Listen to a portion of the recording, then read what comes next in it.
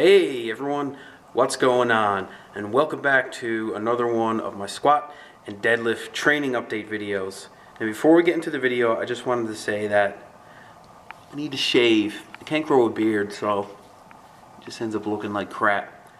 I need a haircut.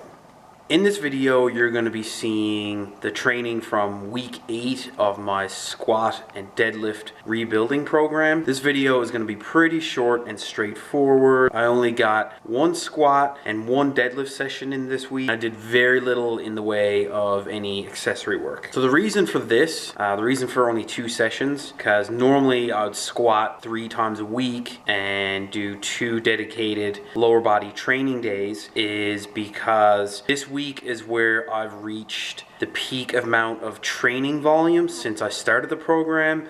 So I wanted to make sure that I save my energy just for my primary squat and deadlift this week. So yeah, over the last couple of weeks, I've only been training twice a week, just a squat day and a deadlift day, and I've been gradually cutting out some accessory work just because I've been really building up on this volume leading up to this week here, where I hit the most amount of volume on my low bar squat and my sumo deadlift.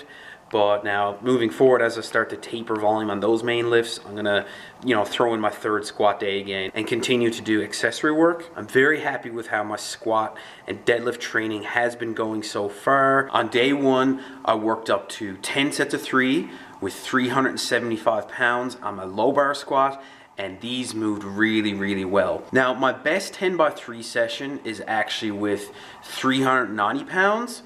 But that was when I was running small off, and that was the last workout of my strength peak before I went to 1 rep max. So there's a few key differences between my 375 pound triples here and my 390 pound triples when I ran small off. So first of all, these 375 pound triples moved a lot better. The depth of my squats were better. I'm facing out of the squat rack now like you'd have to do in competition. And again, I'm not even nowhere near peak for my strength yet. I'm still building volume. Well, this is the last week I was building volume, and I'm going to switch to my strength peaking phase. But yeah, considering I'm not even starting to peak yet, this is a very good sign so far. So in order to ensure that I hit the amount of volume that I wanted to this session, after I did the 10 sets of 3 with 375 pounds, I also did 2 back off sets using 335 pounds for 6 reps. So the total volume during this session for my squats was 15,270 pounds.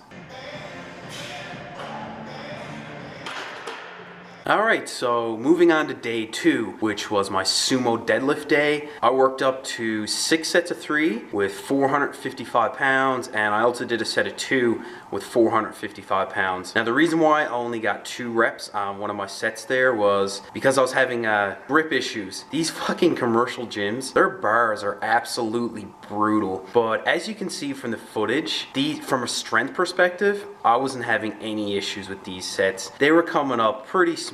I think from a strength perspective, probably another 2 or 3 reps in the tank on each one of these. I probably could have done 5 or 6 sets of 5 on these. But yeah, in the future, I'm gonna bring straps to the gym with me for when I'm doing a lot of sets like this, or when I'm doing a lot of volume work with my deadlift. I gotta invest in a good pair for sure. One thing I definitely need to work on with my sumo deadlift is getting into more of an upright position while still keeping my hips relatively high. Now, the reason why you want to have your hips high is because it will keep some tension in your hamstrings and your glutes. So there's a little bit of upper back rounding going on here for sure, but you can see that my mid to lower back is actually pretty flat, and more importantly, I maintain a neutral position throughout the whole range of motion. It's when your back angle changes through the lift that you could potentially run into problems. But I definitely need to work on getting my shoulders a little bit more behind the bar,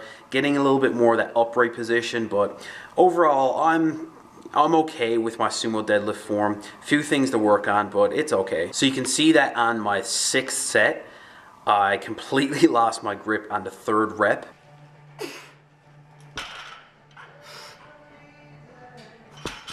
And on my 7th set, I was barely able to hold onto the bar for any of the reps.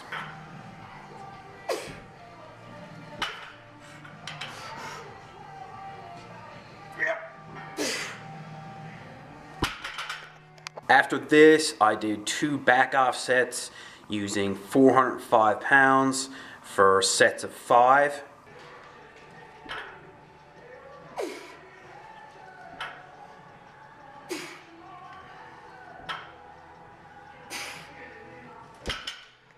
So the total volume in this deadlift session was 13,150 pounds. I was really hoping to do 10 sets of 3 with 455 pounds and maybe even do 3 or 4 sets of 5 for back off sets, because I wanted to really hit a lot of volume during this session on my deadlift. But with the grip issues, I decided to call it at 7, and 2 sets of 5 with 405 was enough. Alright, so that sums up the training from week 8 of my squat and deadlift rebuilding program. Basically, the game plan now is to start tapering volume while continuing to up that intensity and peak for strength. Hopefully see some PRs in the future. Game plan for week 9 is to do a volume deload / transition week. Volume is going to be very, very, very low. I'm only going to work up to a single on this week on my squat and sumo deadlift. And then starting on week 10, it's going to be peak time. Probably going to run this thing for another 4 to 6 weeks. Really been taking my time, and I'm really feeling good about it so far. I think PRs are going to happen. But anyway, thanks for watching. Please like and subscribe. I'll catch you in that next one. Later.